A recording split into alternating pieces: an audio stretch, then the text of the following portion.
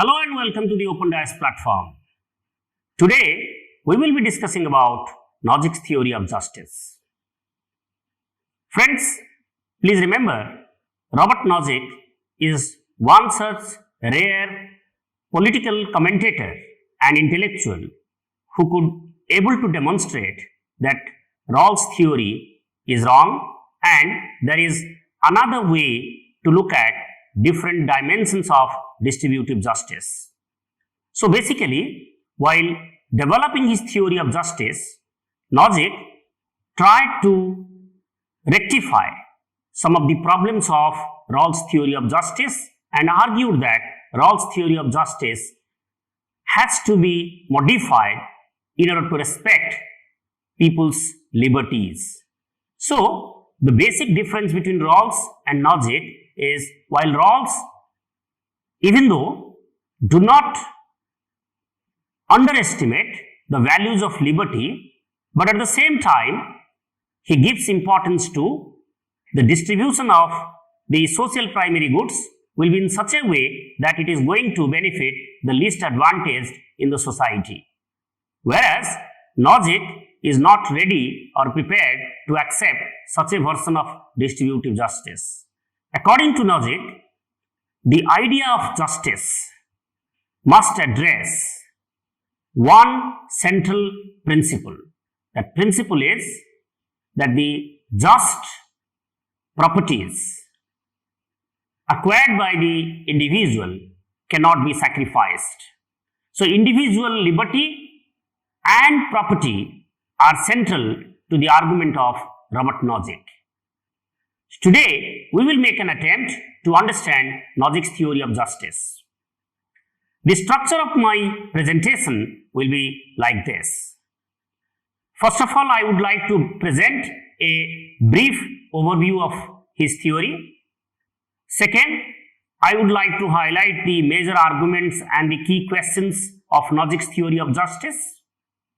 Third, I would like to speak for a while on the question of the necessity of a minimal state. Then, I would like to discuss the famous example of Wilt Chamberlain and the entitlement theory of Robert Nozick. In fact, this is the example where Nozick consistently uses to defend his theory of justice. The principle of initial acquisition, the principle of rectification, and finally, I would like to conclude with some of the major observations on Nozick's theory of justice. Let's try to understand the broad context and the overview in which the theory of justice as propounded by Robert Nozick developed.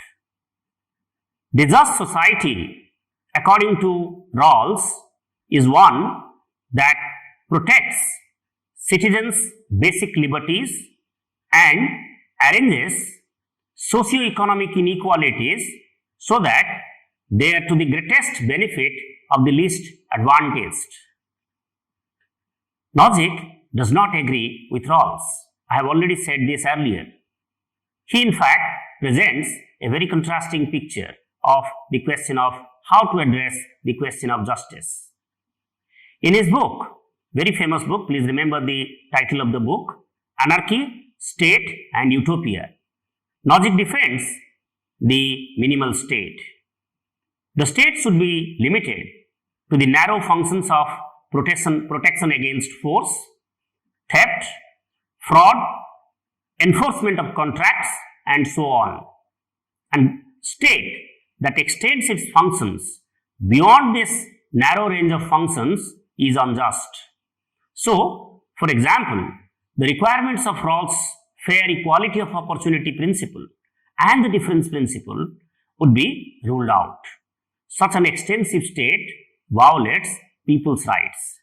So far, what we understand from Nozick's argument is that Nozick is not in favor of a very powerful state.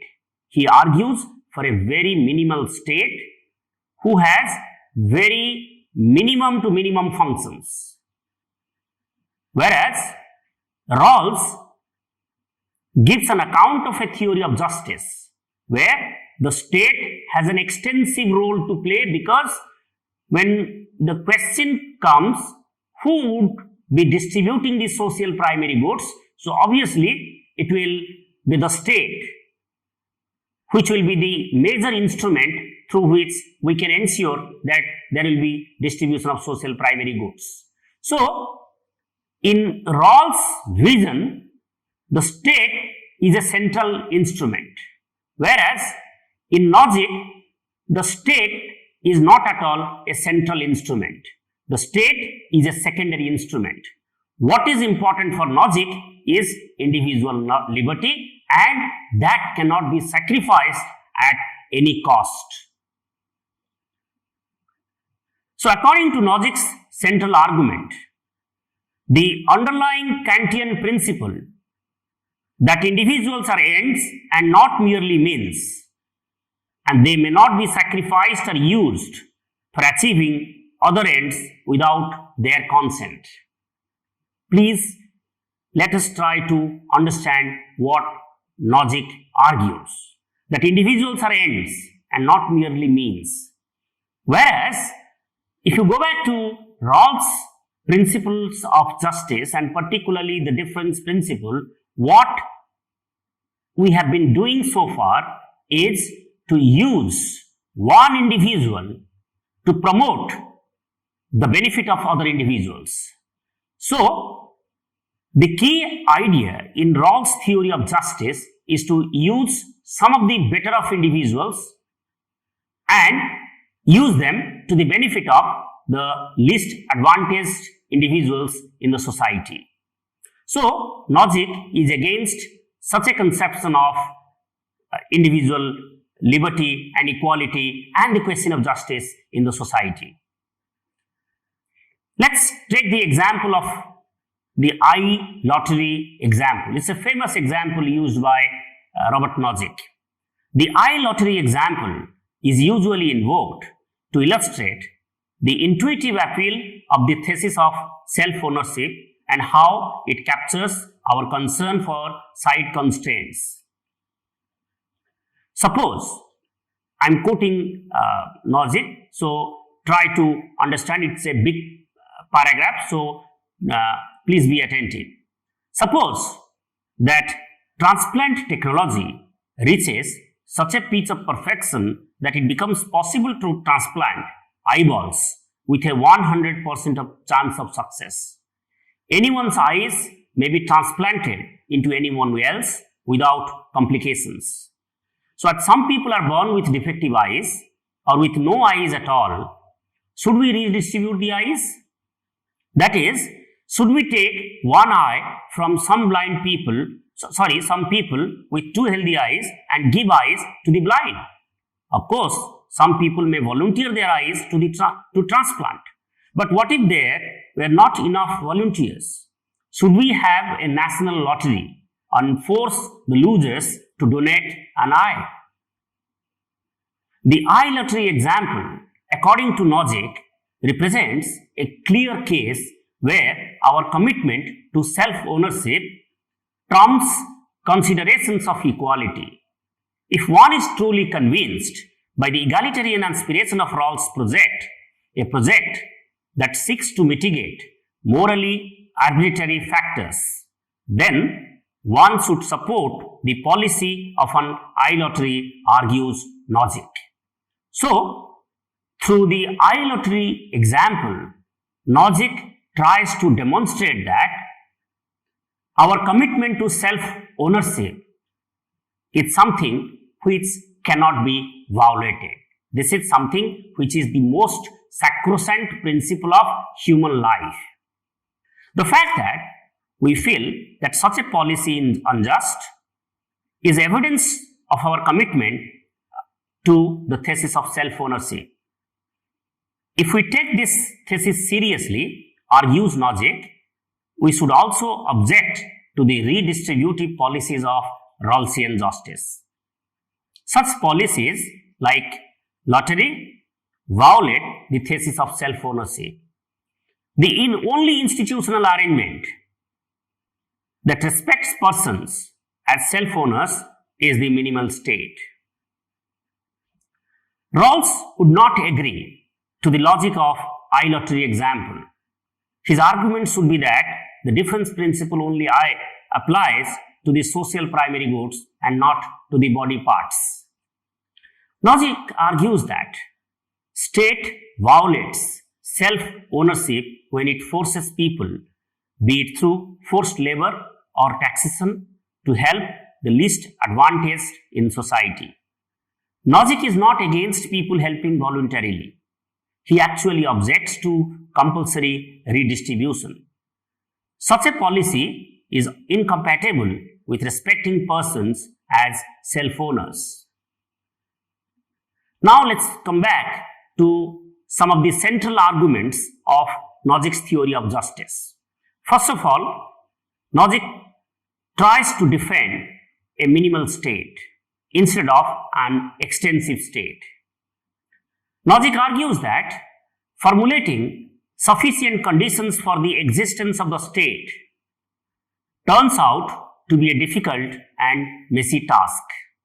He points out two necessary conditions for the existence of the state. First, like Weber. Friends, these 2 points are very important to Logic.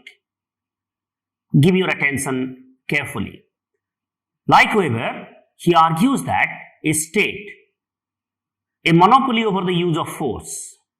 So, it means that Logic agrees with Max Weber's formulation on the question of state, that monopoly over the use of force. Second, a state offers protection to anyone who resides within its boundaries. So, Logic refers to this as the monopoly element and the redistribute element respectively. Critics argue that these two features of the state may appear to be incompatible with Logic's commitment to individual rights. Right? So, there are two clear features of the state that Logic would like to tell us. Number one, monopoly over the use of force, and second, the redistribute element of the state. So, these two are important features of the state. So, according to the natural rights tradition, Logic invokes individuals have a right to self-defense and to punish those who violate their rights. This appears to conflict with the monopoly element of the state. The second feature of the state is that it offers universal protection to everyone in the territory, and this might require some redistribution as some may not be able to afford the taxes required to fund universal protection. This redistributive element also appears to conflict with self-ownership, which requires non-interference with one's person or possessions unless one has consented to it or one has violated the rights of another. So, Logic invokes John Locke to defend his thesis of state and not Hobbes.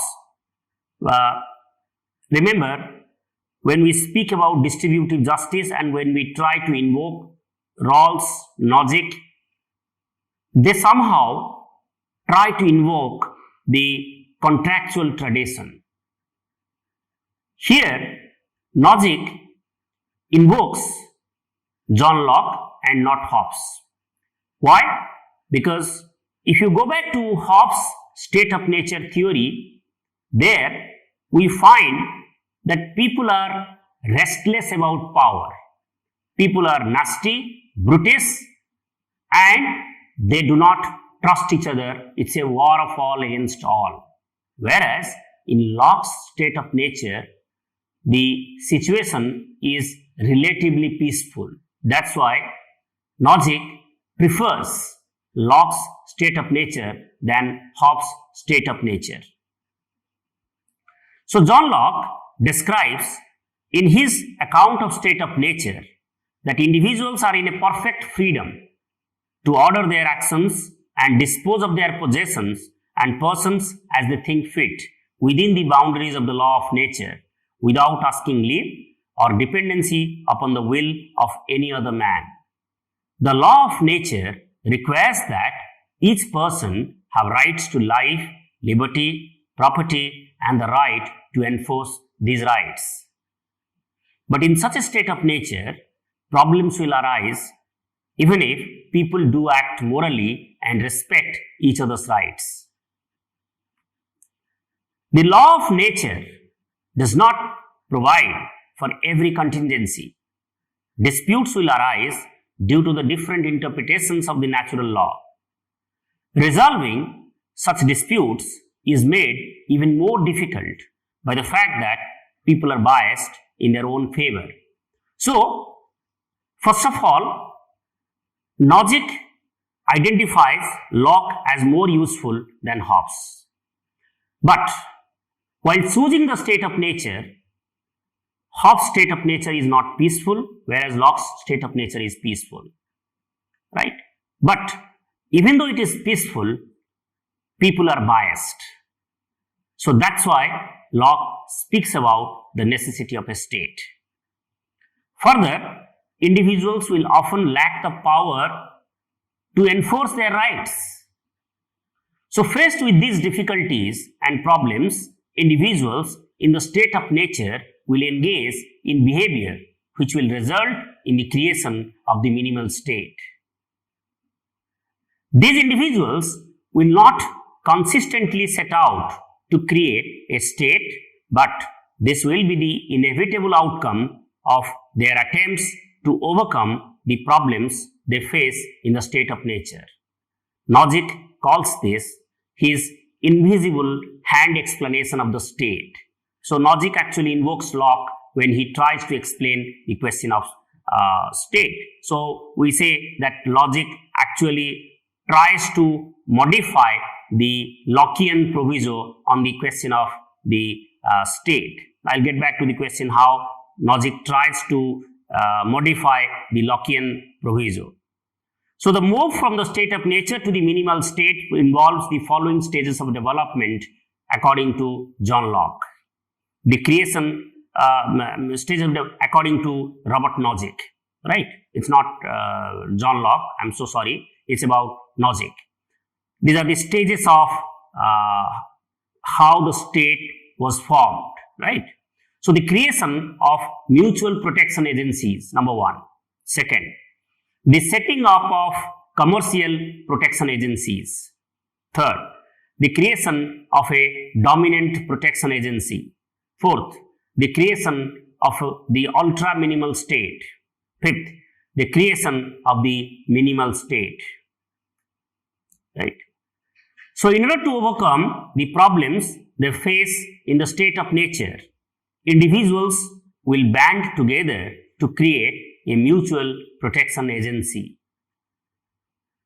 All will answer the call of any number for defense or for the enforcement of his rights. Such an arrangement is mutually advantageous to all because there is strength in numbers. So if someone violates our rights, we have a much better chance of exacting compensation if we can rely on the assistance of our fellow agency members. Right? So this is important. So mutual protection agencies do come with many inconveniences. First, everyone is always on a call to serve a protective function. And also, this can be very, very time consuming. Second, difficulties will arise if two different members of the same association are in dispute. So in order to overcome these inconveniences, it is rational to set up commercial protective agencies. Such agencies could take care of a variety of functions, ranging from apprehending transgender to determining guilt or innocence and carrying out the appropriate punishment. Such an arrangement would allow individuals to resolve the problems they face as members of a mutual protection agency. But the creation of commercial protection agencies will also create some problems according to Nozick. Several different protective agencies will offer their services in the same geographical area, and this creates a problem when a conflict occurs between clients of different agencies. It is not in the interest of either agency to do battle over such disputes. What these competing agencies will find it in their interests to do is to join forces and to create a dominant protection agency. This is very important, dominant protection agency and how it was created. Okay, so now the question is the dominant protective association, can it be called as a state? Nozick answers to this question no. And why?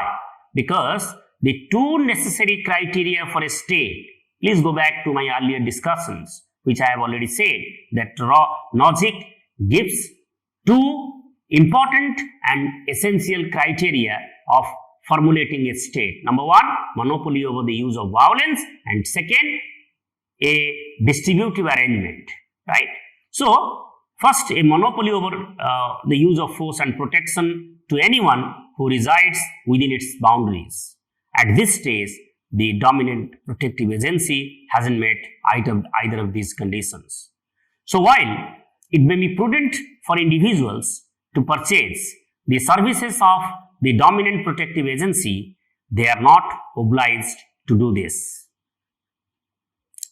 Individuals who do not purchase protection from the dominant protection agency are perfectly within their rights to exact punishment on others if their own rights have been violated.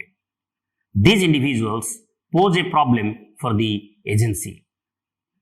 Individuals who purchase protection from the agency will want protection from all transgender, including protection from non-clients who might claim compensation for wrongs they feel have been incurred unjustly on them. So, the dominant protection from the agency cannot afford to risk the safety of its clients by permitting non-clients to exact their right to punish its members. The agency thus announces that it has a monopoly over all use of force except the necessary in immediate self-defense. It thus excludes, for example, private retaliation against wrongdoers. By doing so, it becomes an ultra-minimal state and satisfies the first two necessary conditions for being a state.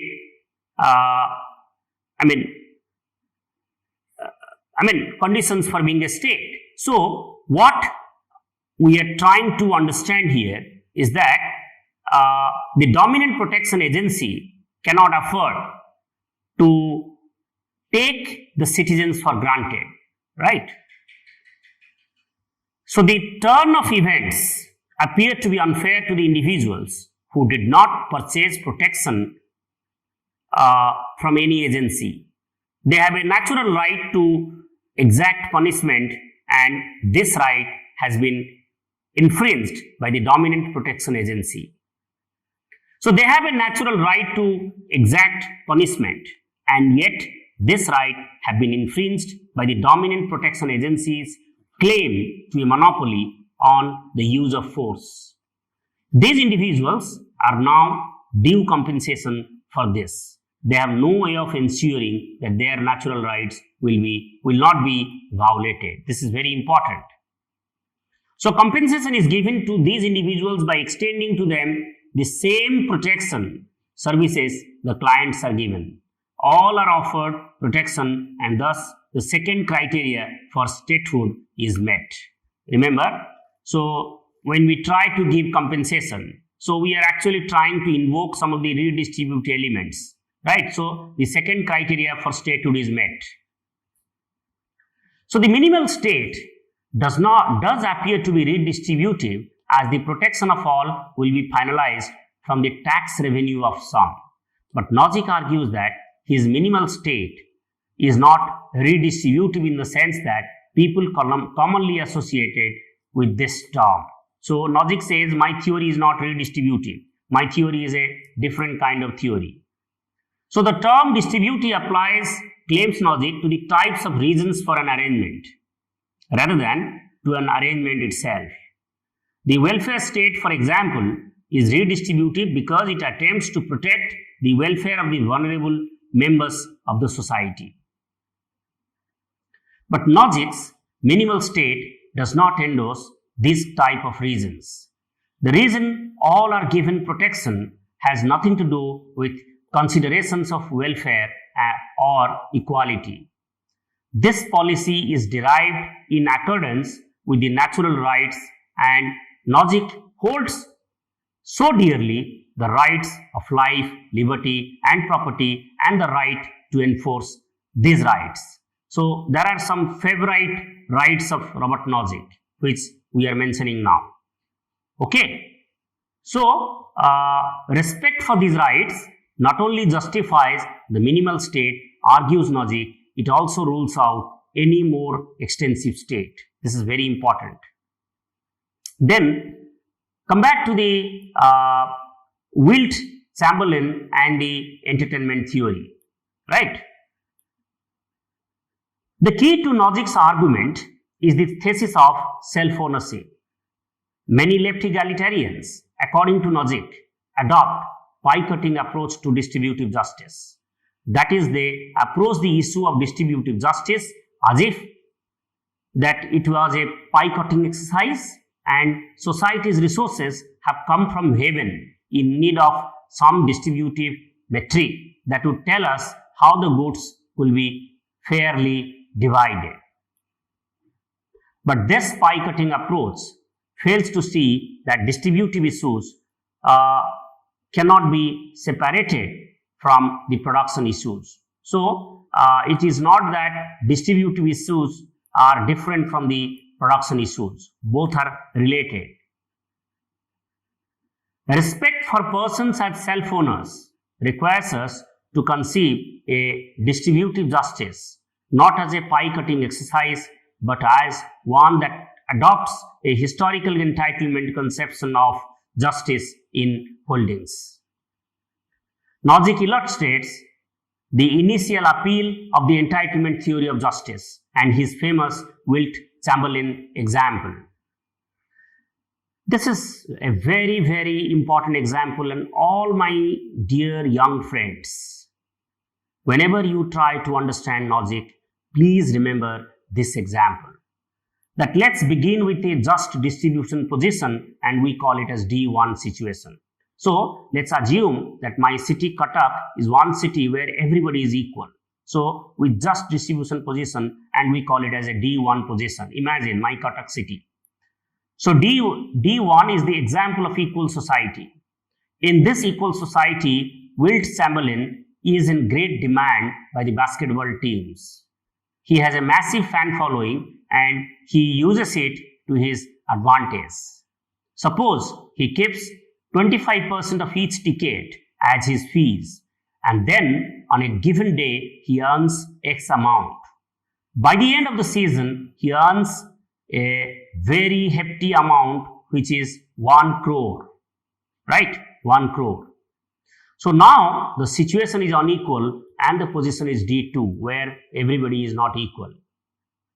So Nozick argues that D2 is a just condition. The entitlement theory of justice tells us that whatever arises from a just distribution by just steps is just. This example illustrates an important point in Nozick's libertarian argument, that liberty offsets patterns. If you allow people to be free, then that will inevitably engage in activities that will upset their pattern of initial distribution.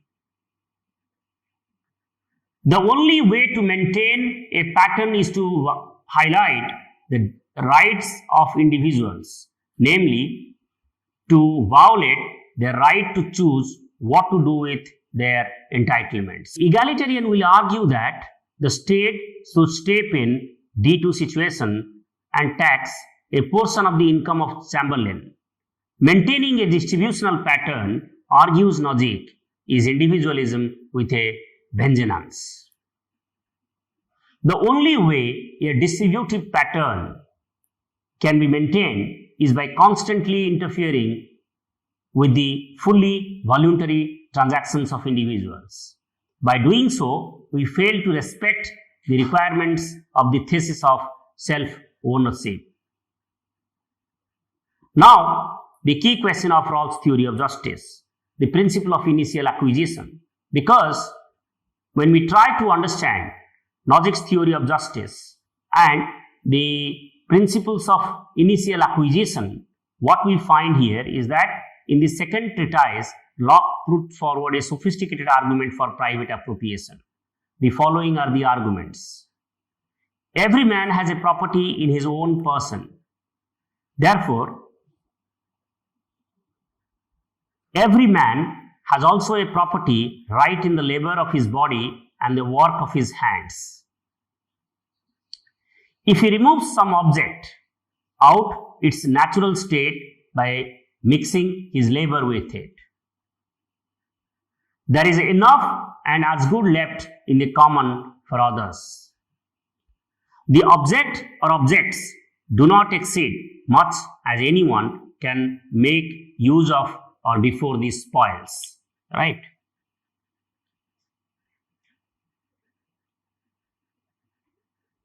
So Nozick does not endorse this robust justification of initial acquisition, but instead focuses exclusively on one of the necessary conditions Locke invokes. Please remember, enough and good proviso. Nozick's strategy is to present a single, slightly modified version of this contemporary condition as a necessary and sufficient condition for the appropriation of property. So Nozick wants to establish a natural, unlimited rights to property even in the face of scarcity, and so it is imperative for him to reply to the zipping back argument. What Nozick did is distinguishing between a stringent and weaker form of the enough and as good proviso. The stronger form maintains that there must be enough and as good left for the people to appropriate, hence the problem raised by the Congress, raised by the regress argument. But the weaker form maintains that there must be enough and as good left for the other people to use it, although not necessarily enough left to appropriate. But even on this weaker form of the proviso, it may appear that appropriating land, particularly in India, can be ruled out when such a resource is very, very scarce. So Nozick modified this weaker form of the proviso to capture what he calls the initial intuitive appeal of the proviso. It rules out appropriation when such actions worsens the situation of others. If my appropriating a lot of unwanted land worsens your situation, then I have violated Nozick's modified Lockean proviso. But the fact that my appropriation means that others can no longer appropriate it or use it does not necessarily mean that I have worsened their situation. Critics like John Exdale point out that Nozick ignores the situation of common ownership. Why should we assume, as Nozick does, the world is initially unknown? Because Nozick assumes that the world is initially unassumed and we first of all make a bid for the first time. John Exdale argues that we should assume instead that land and resources are commercial, pair, commonly owned, and then the requirements of Nozick's proviso would be much more stringent, right? I repeat, we should assume instead that land and resources are commercial, pair, are commonly owned, then the requirements of Nozick's proviso would be much more stringent. If we started with the assumption that the world's resources are,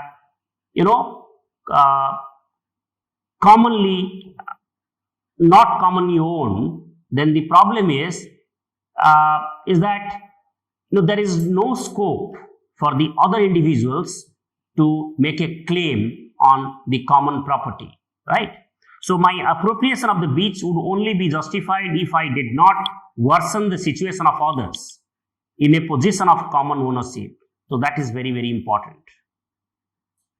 So people will have to very different interests and will thus place diverse and even incompatible values on the beach.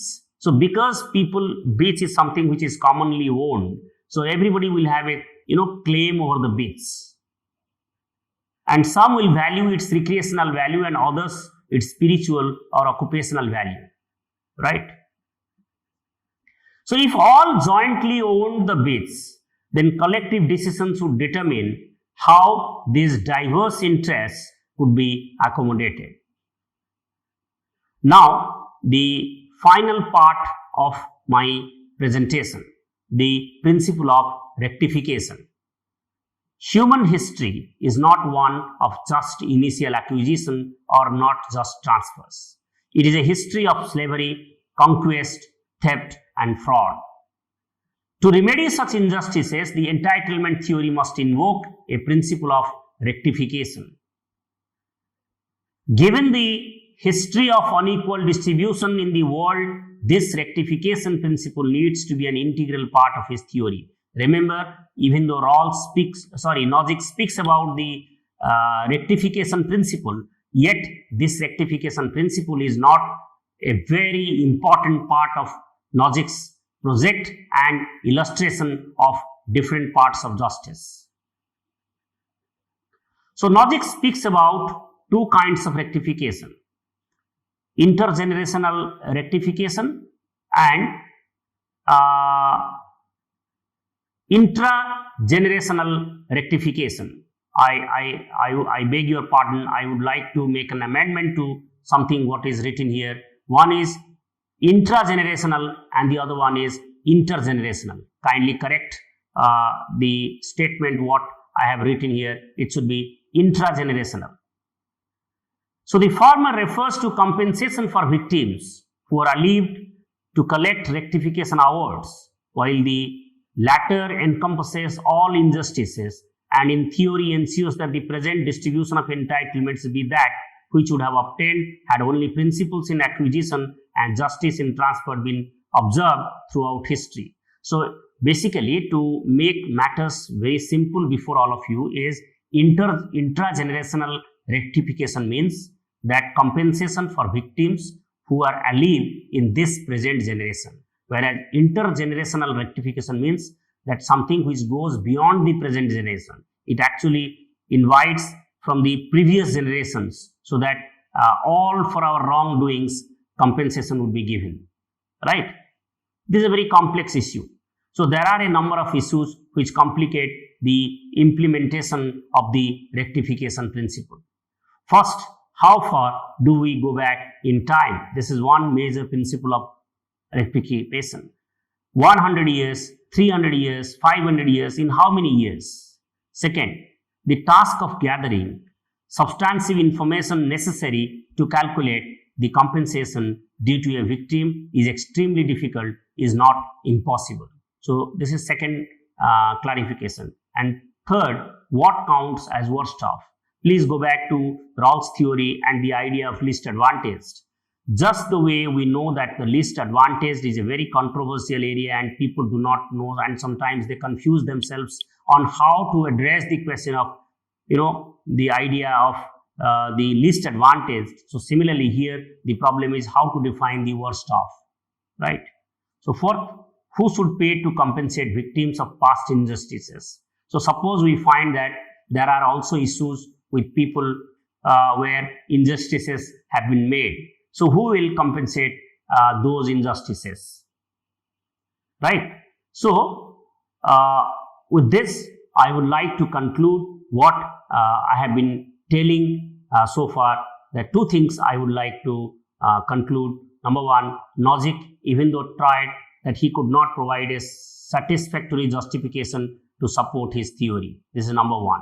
So even though he tries to argue that individual liberty is very, very important, yet there is no sufficient explanation to support his arguments. And second, Nojik's failure to provide a basis for the absolute rights entailed by his commitment to self-ownership has led some people to describe his position as libertarianism without foundations. So people like Nagel, who argue that Nojik is not at all an egalitarian because his sense of egalitarianism is without any foundations, right?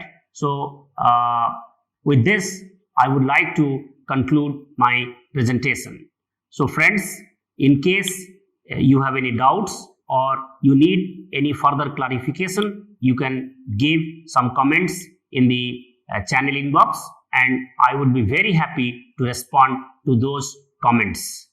In future, I would like to upload more videos relating to your CBCS syllabus. So I request everyone to subscribe, like and share these videos so that everybody can be benefited from this lecture. Thank you very much for a patient hearing.